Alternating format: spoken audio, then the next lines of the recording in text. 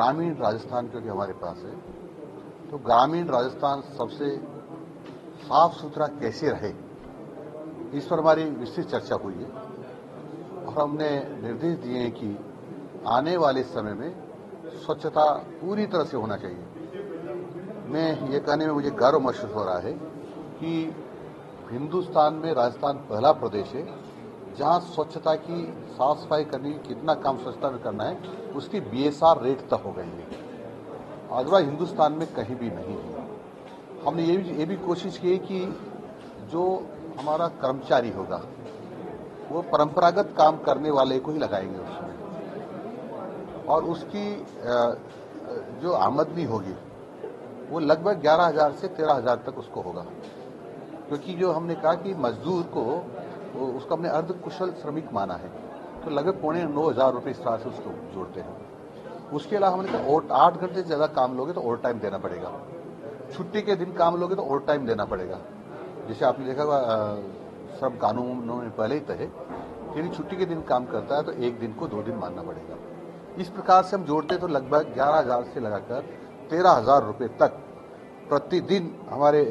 जो सफाई कर्मी को पड़ेगा, तो आसानी से काम करेगा, अच्छी तरह काम करेगा, क्योंकि उसको परिवार का पेट भरने की स्थिति में आ जाएगा।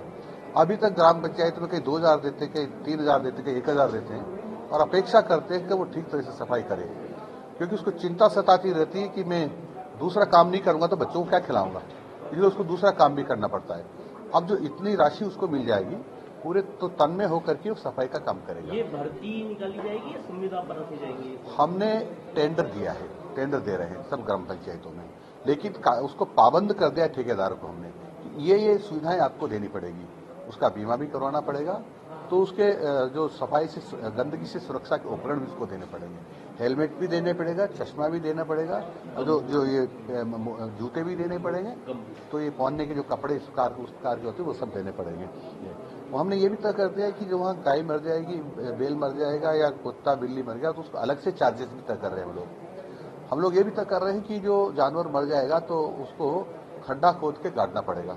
ताकि वो कुत्ते बिल्ली ले जाकर उसका अवशेष को ले जाते हैं तो गंदगी फैलती है। इसलिए हम चारों तरफ से हमने चाक चौबंद करने की कोशिश की है ताकि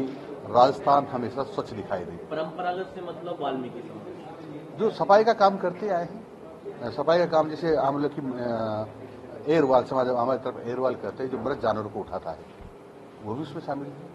मंत्री जी, पंचायत समिति के चुनाव को लेकर क्या कुछ है, क्योंकि सरपंच कूच करने के लिए वो बोल रहे हैं जयपुर कूच करने की इच्छा है, सरपंच कूच करने के लिए बहुत सारी जनता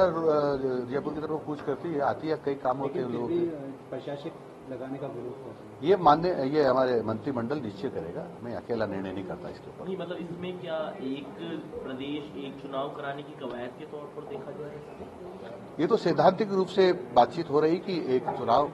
और एक प्रदेश एक चुनाव होगा, जैसे one nation one election India government करने जा रही है, ऐसे हमारे जो स्टेट के चुनाव होते हैं उनके बारे में ऐसा सोच रहे हैं। तो निकायों के साथ पंचायती राज, निकायों के साथ पंचायत राज भी होगा अभी जो सोचा है, और उसका कोऑपरेटिव का भी हो सकते हैं। प्रशासक लगाना तय है क्या? प्रशासक अभी मैंने कहा ना, घुमा के पूछ रहे, दोबारा मैं भूल जाऊँ आपसे, हमने कहा कि मंत्रिमंडल तय करेगा।